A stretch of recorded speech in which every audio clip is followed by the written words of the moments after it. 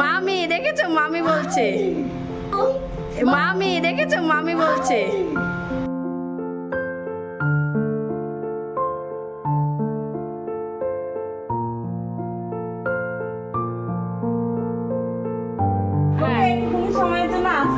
নম করো। হ্যাঁ ঠাকুর, তুমি কেমন আছো? এদিকে আসো, এদিকে আসো, এখানে দাঁড়াও, এখানে দাঁড়াও।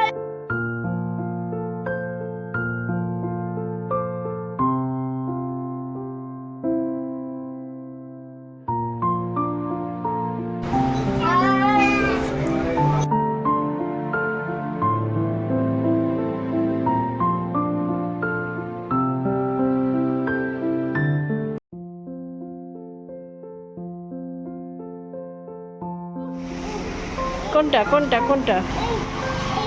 হ্যাঁ হ্যাঁ, এটা মাছি মাছি মাছি, বাবা মাছি। টুবু, টুবু, টুবু আসো, আমার কাছে আসো, আসো শোনা, শোনা। মামি দেখেছো, মামি বলছে, মামি চলো চলো। দাদা কই, মুকুন্দ দাদা কোথায়? Good afternoon everyone, welcome back to my channel. আশা করছি তোমরা সবাই ভালো আছো আর আমরাও ভালো আছি। আজ আবারও তোমাদের সামনে চলে এসেছি নতুন আরেকটা ভিডিও নিয়ে। আই হোপ তোমাদের ভালো লাগবে। তাহলে চলো পুরো ভিডিওটা চেক করতে থাকো। আর এখন ঘড়িতে বাজে বিকেল ওই 3টে, 3:30 মতো। এখন থেকে তোমাদেরকে সাথে নিয়ে আমি আমার আজকের ব্লগটা এখান থেকে স্টার্ট করছি। গত দিনের ভিডিওটা যেখানে শেষ করেছিলাম, আজ আবার সেখান থেকেই আজকের ব্লগটা স্টার্ট করছি। গাড়ি থেকে নেমে দিদিদের বাড়িতে ঢোকার আগে মিষ্টির দোকানে ঢুকে কিছু কেনাকাটা সেরে নিয়েছিলাম। আর বাড়ি থেকেই কিছু ফল কেনাকাটা করে নিয়ে এসেছিলাম। আর এখানে এসে মিষ্টিটা কিনে নিয়েছিলাম। মিষ্টি দোকানে ঢোকার পর টুবু সোনার কাণ্ড দেখে তো হেসে লুটুপাটি খাচ্ছিলাম। এখন বাইকটাতে দাও, বাইক করে যাবে বাবা। এই নাও, এত ভালো ছেলে, গুড বয়। মাছিকে একটা হাম্পি করে দাও। মাছিকে দেখতে এসছো, মাছিমণিকে মামি মামি ডাকছিল, জানিস? মামির কোলে গিয়ে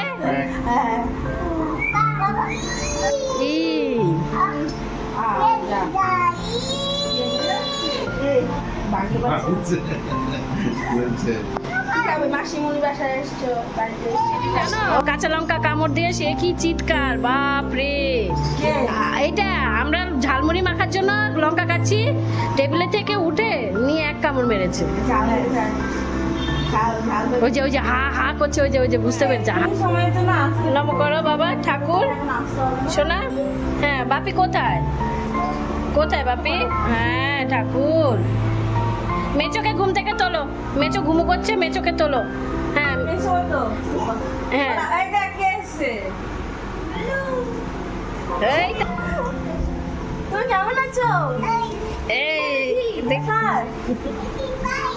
এই তো ভাই এসেছে। কই ভাই? ভাই মিষ্টির দোকানে যাওয়ার পর যেই মাছি দেখতে পেয়েছে অমনি সে ভীষণ এক্সাইটেড।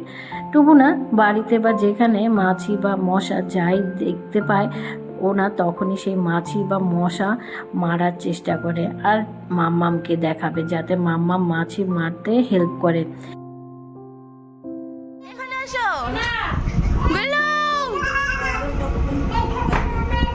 এখানে আসো, এখানে আসো, এখানে আসো, এদিকে আসো, দিদির কাছে আসো, এদিকে আসো, এদিকে আসো, এখানে দাঁড়াও, এখানে দাঁড়াও। আমার এই দুষ্ট ছেলেকে দেখে তোমরা নিশ্চয়ই বুঝতেই পারছো মাসিমণির বাড়িতে আসার পর সে কতটা আনন্দ পেয়েছিল। বাড়িতে এসে সে ভীষণ উত্তেজিত হয়ে পড়েছিল। বাড়িতে ঢোকার পর মামি আর কোলে উঠে আদর খেয়ে নিয়েছিল। দেন ঘরে ঢুকে দাদাকে ঘুম থেকে তুলে দিয়েছে। তবে দাদাকে ঘুম থেকে তুলে দাদার হাতে চকলেট দিয়ে দাদার সাথে ফ্রেন্ডশিপ করে নিয়েছিল। ও বাবা, সে আবার ভীষণ গুড বয় হয়ে মামিয়ার কাছে খেতে বসে পড়েছিল। যেই দাদা খাচ্ছিল অমনি সেও মামিয়ার কাছে খেতে বসে পড়েছে। আর বাড়িতে যখন তার মাম্মাম তাকে খাওয়ানোর চেষ্টা করে তখন তার মাম্মামের মাথার ঘাম পায়ে দেখবে। বাচ্চা যদি ঠিকঠাক মতো খাওয়াটা কমপ্লিট করে ফেলে, আমরা মায়েরা এর থেকে খুশি অন্য কিছুতেই আর হতে পারি না। আজকের এই ভীষণ গুড বয়টি মামিয়ার কাছে বসেই দাদার সাথে খেলা করতে করতে নিজের খাবারটা কমপ্লিট করে নিয়েছিল। আর আমি চলে গেছিলাম দিদিদের ছাদে। সকালবেলা আকাশে ভীষণ মেঘ জমেছিল, তবে দুপুর হতে ঝপঝপ করে বৃষ্টি নেমে পড়েছিল। বৃষ্টি হতে মেঘটা চলে গেছে, আর এই তো এখন মেঘ গিয়ে আকাশে আবার রোদ এসে উঠেছে। জামাইবাবুদের খোলা ছাদে এসে কিছুক্ষণের জন্য আকাশের দিকে মুগ্ধ হয়ে তাকিয়েছিলাম। ভীষণ ভালো লাগছিল ওয়েদারটা। আসলে আমাদের বাড়ির ছাদের ওপরে তো শেড দেওয়া আছে, তার জন্য খোলা আকাশটা খুব একটা দেখা হয় না। তাছাড়া সারাক্ষণ তো চার দেয়ালের মধ্যে বন্দি হয়ে থাকি, কোথাও তেমন একটা বের হওয়া হয় না। একমাত্র হাজব্যান্ডের ছুটি থাকলে হলিডেতে হাজব্যান্ডের সাথে কোথাও একটা বেরোলাম বা কোনো দরকারে বেরোলাম, এরকমটা হয়। তবে তাছাড়া তো সারাটা সপ্তাহ ঘরের মধ্যেই থাকা হয়। এমনও নয় যে কোথাও কারোর সাথে বসে গল্প করছি। আসলে বাচ্চাটা হওয়ার পর থেকে না অনেকটা সময় বাচ্চার পেছনে চলে যায়। এছাড়া ইউটিউব প্ল্যাটফর্মে আসার পর থেকে এই ইউটিউবের সাথে না এমনভাবে জড়িয়ে পড়েছি যে একটুও সময় বার করতে পারে না। তাই আমি না সব সময় জীবনটাকে নিজের সাধ্যের মধ্যে থেকে উপভোগ করতে চাই। নিজের সাধ্যের বাইরে গিয়ে কখনো কিছু প্রত্যাশা করাও উচিত নয়, তাই নয় কি? কোথায় প্রোগ্রাম করতে যাচ্ছিস? কি নাচের সাথে ডান্স করবি রে? একই লাবণ্য একটাই? টুবু সোনা আর ভাইপোকে সাথে নিয়ে চলে গেছিলাম ছাদে। ছাদে গিয়ে বৌদি আর বাচ্চাদের সাথে বেশ কিছুটা সময় কাটিয়ে এসেছি।